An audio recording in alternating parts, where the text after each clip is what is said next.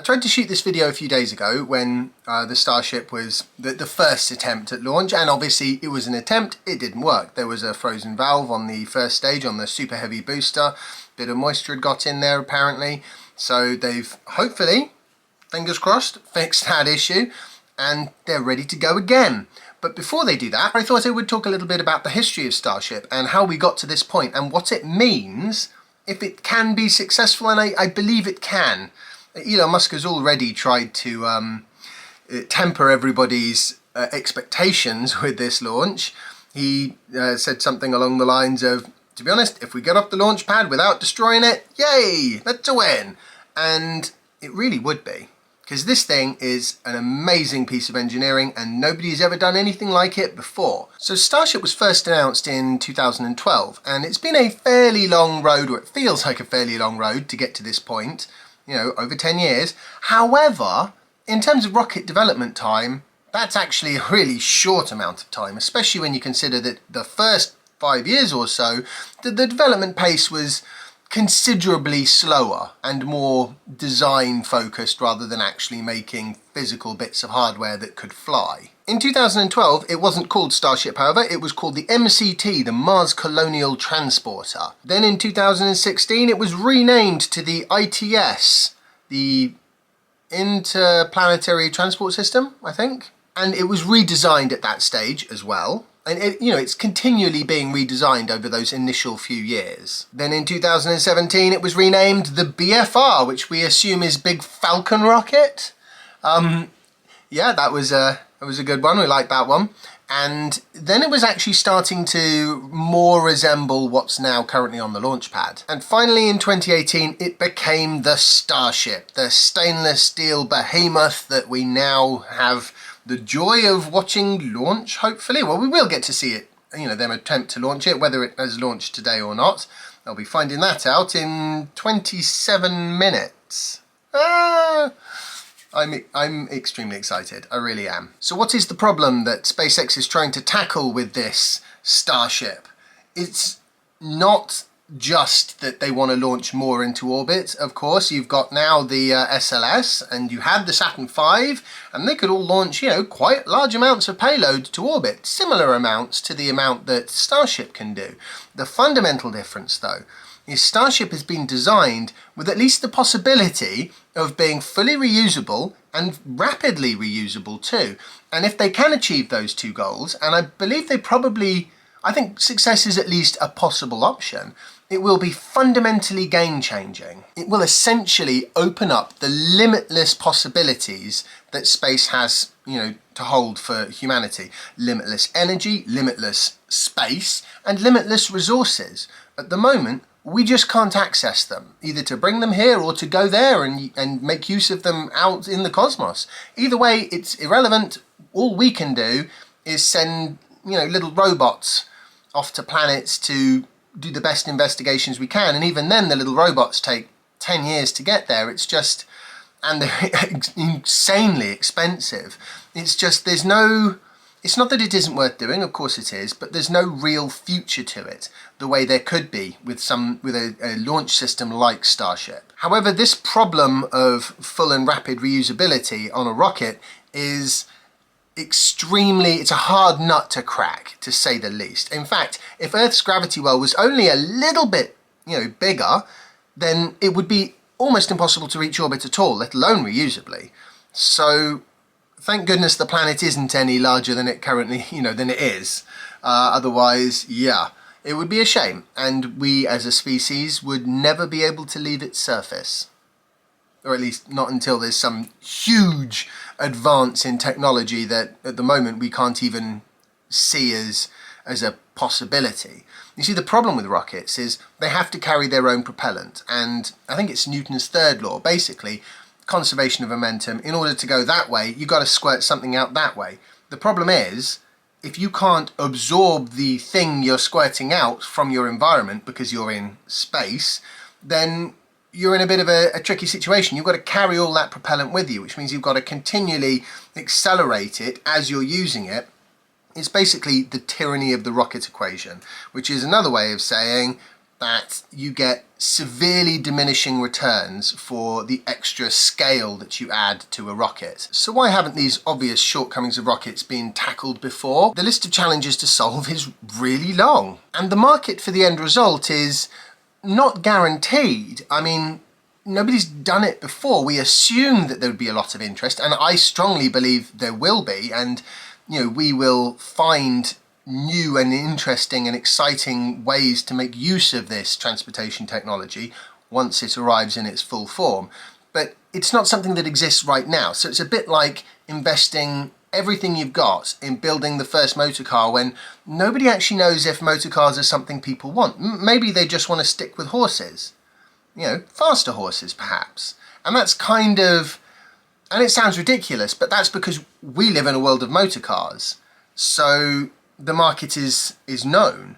Before it was known, cars were dirty, they were smelly, they were expensive. Why would you want that when you can have a horse that munches on your lawn when you're not using it, and then you ride it to work? Yay!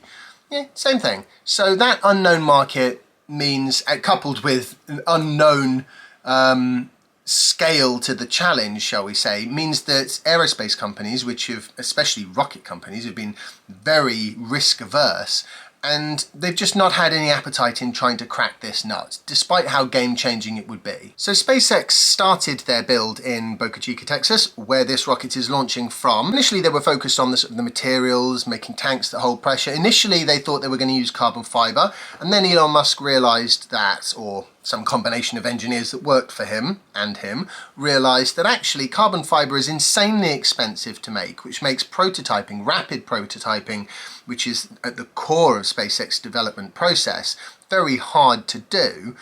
And on top of that, because they've made the rocket so huge now, actually with cryogenic temperatures, cryogenic fuel, steel, certain types of steel, could actually start to become competitive with carbon fiber from a strength to weight ratio point of view.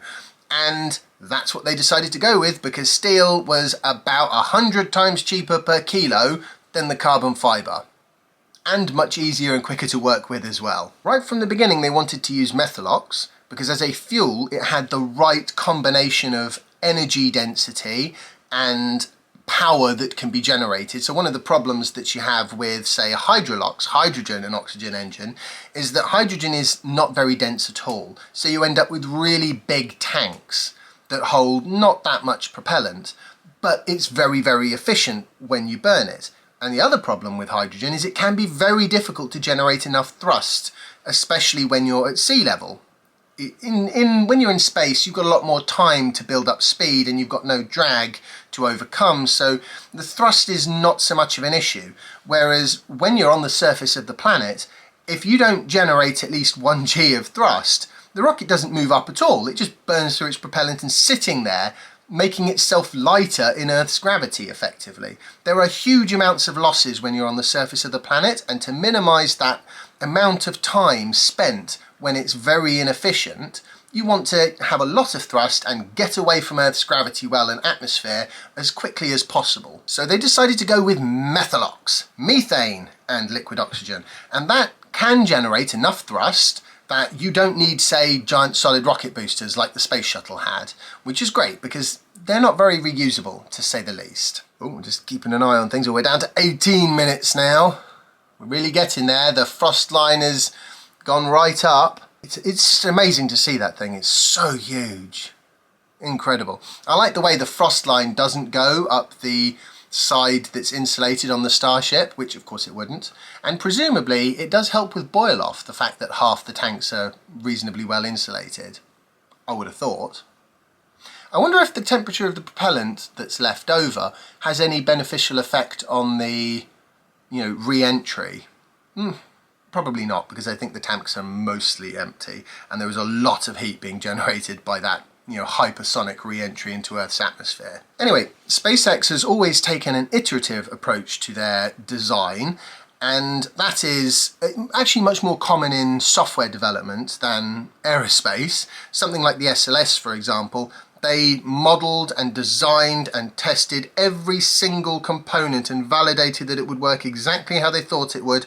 And then they put that design together like a giant jigsaw puzzle for the very first time and did a test launch without having any intermediary testing, really. Not the way SpaceX has. I mean, they've built umpteen Starship prototypes that have hopped and crashed and taken off and belly flopped and crashed, and they built tanks that have popped and burst and built another tank and had another, and it's gone again, and another tank, and eventually they made the tanks and the weld quality work, and eventually they managed to get the engines to actually relight in that flip maneuver. It's all very iterative, which makes for great viewing, but it's not typical aerospace. However, it does work very well, very synergistically, with this idea of trying to build something that's never been built before. There's no point designing everything when you don't know if it'll work, and you might need to change some little bit of the puzzle that will mean everything else needs to change. And if everything else is in its final form,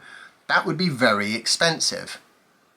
Hence some of the cost and time overruns that SLS has had.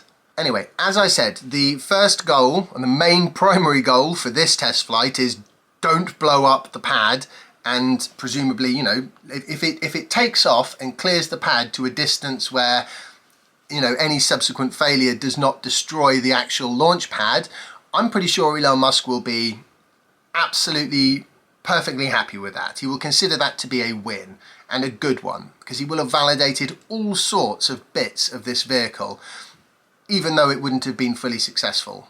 If it actually makes it to orbit, I mean, oh my word, let alone if it can handle the re-entry. I mean, it is extremely exciting. I'm very hopeful, maybe Starlink can help here, that they'll actually be able to keep contact with the Starship as it goes round the planet, and we'll get a sort of, you know, at least some shots of its re-entry. Hopefully they've got a plane, you know, nearby that can sort of take some shots of it coming in. I'd love to see it re-entering at hypersonic speeds. No matter from what distance, it will be impressive to watch. So, yeah. But we'll see. That's, you know, that's a long way down the line. They'll have to launch successfully with the Super Heavy, and then they'll have to do a stage separation successfully. Then they'll have to ignite those second stage engines, and then in a controlled fashion do the entire burn so that it can go, what is it, sort of 80-90% of the way round the planet for a pretty hard touchdown in the water, I believe, about 84 minutes after launch. So this is going to be quite the show, and I do hope they actually launch today. I really do, and fingers crossed it goes well. As Elon Musk likes to say, success is not guaranteed, but excitement is.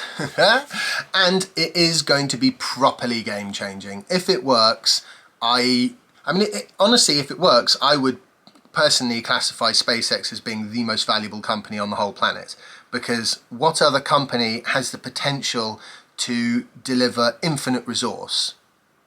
There's no gold mine on planet Earth that can compete with the amount of gold that is out in the rest of the solar system.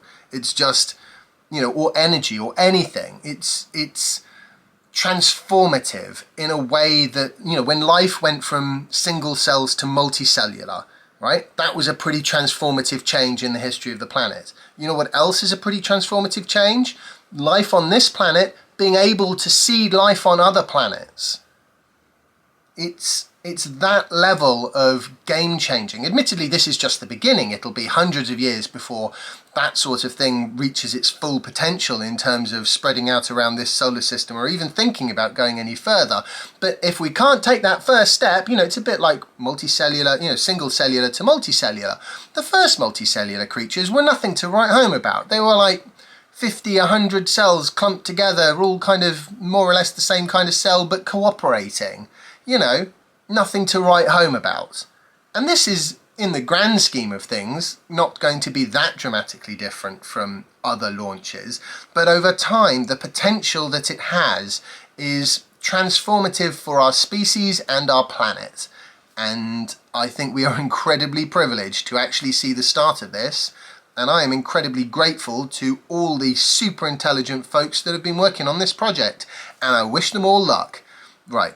Let's find out what happened now then, because I want to watch it. My goodness, they're going to have about 5,000 tons of fuel propellant on this thing. Oh my word, there's like 5 minutes to go and my heart is beating. In typical last minute fashion, I have just worked out that if I put headphones on, then I can hear this. And when I make a recording, a little clip like this, we're down to 4 minutes now, by the way.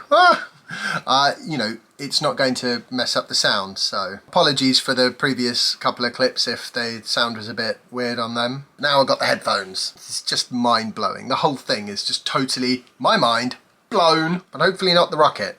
Hopefully that's going to ascend into the stars. Oh my goodness. I've been waiting so many years for this. We're down to the last minute before launch. Okay, they've not held the countdown yet, and we are at T-minus 50 seconds. At T-minus 6 seconds, they actually start to ignite the engines because they do it in sequence rather than all together in one go, which is probably sensible, to be honest. Okay, they're under 40 seconds and the countdown is still going. Oh my god. Oh my good goody aunt. Ah! Come on, Starship. T-minus 30 seconds. Wow. You wouldn't think 30 seconds could take so long. Oh, no. No, flight director's called a hold. Right, okay, fine. Whew. I've got to breathe. I can breathe again for a second. They're recycling the hold for some reason. Who knows what? It's an insanely complicated piece of kit, this. So they're just currently listening to the countdown nets, as they call it, to see if they can, you know, the presenters see if they can work out why the hold is called and whether it's going to, whether they can, you know, reset the timer to say T-minus 40 seconds and go from there, or... Right, it's countdown hold for final launch checkouts. To be honest, given the ability to hold with this rocket, you know, just before launch, I'm actually not overly surprised that they're going to just double check everything, because this is one of those things where a mistake is very costly and a reset is comparatively free. You know, wait a few days, have another go. Yay. Blow up launch pad, come back next year, maybe the year after. Do you see what I mean? It's well worth being cautious, so they will be as cautious until they have absolutely no reason not to hold.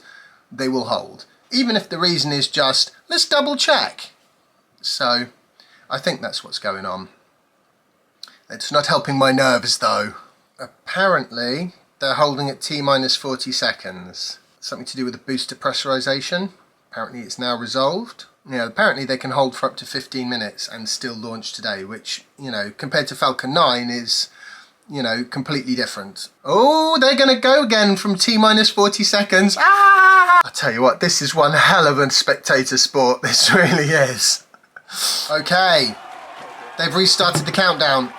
It's at T-minus 25 seconds. Oh my God, is it going to launch?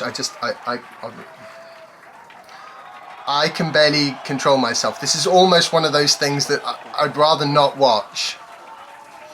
Okay. T-minus 10 seconds. 6. They're starting the ignition, presumably. Oh my God, they're launching it. Is it going to rise? It is. It's actually going up. Oh my God, I'm going to have to beat that out. Oh my God, it's launching. Oh my word, this is just miraculous. Oh my God, I'm going to have a heart attack at this rate. That was incredible. Oh. Okay, it's over a kilometre away. If it blows up now, it shouldn't do too much damage to the launch pad. What a sight when the ground cameras at Starbase. We're flying at twice the thrust of the Saturn V heading to space. Twice the thrust of the Saturn V. That's insane. We're a minute in. I can't see if all the engines are going. It's possible they might... No, they have lost some by the looks of things. As the velocity increases, the density of the atmosphere Yeah, is decreasing. they don't have all the engines running. Stress on the vehicle. The call-out. But that is the great thing about this design. They've got 33 engines. They can afford to not run every single one and still have it work. Obviously, they want to run all the engines in an ideal world. Okay, they're not supersonic yet, but they are getting there. They're up to 12 kilometers now. I'm pretty sure Elon would call this a success, even at this point. There's about another minute of first stage booster ignition, booster. Tracking station now acquiring the vehicle. With shutdown, we will get separation of Starship and Oh my word. Starship engines. When Starship separates, we light up 6 engines in a This staggered is sequence. just incredible. Well, those 6 engines will burn I think they're for supersonic. almost 6.5 minutes. Onboard view from Starship. Have they gone through max Q? And there's views of the Raptor engines on the second stage as we prepare for stage. I've seen views of the actual, the Raptor engines on the second stage. Again, a boost back maneuver for No, landing. no. Oh, no, it's out of control. I think it's out of control. Continuing the Is it out of control? 2 minutes 40 seconds. Let's get ready for main engine cutoff. It definitely looks like it is. No, it is out of control. I'm pretty sure they're gonna. Really? Nobody knows what this. What are they doing? I don't know. Nobody knows. But the speed isn't going up anymore, and that's not a good sign. Right. You see, this is why we test. Okay. No. No, it's spinning. It's spinning. They are definitely out of control here. Clearing the tower was icing on the cake. Yeah, that was it. Okay, fine. Well, that was a good start. No, clearly not nominal, as they said. There you go. They've called it. Still, 38 kilometers. Well past the speed of sound. This is. Like I said, success not guaranteed, excitement 100% guaranteed. That was amazing. That was truly amazing. Yes, well done. Well done, SpaceX. Well done. It'd be interesting to see what the problem was. I don't know if it was a failed separation. I think it might have been a failed separation, It was incredible. That really, I'm utterly speechless.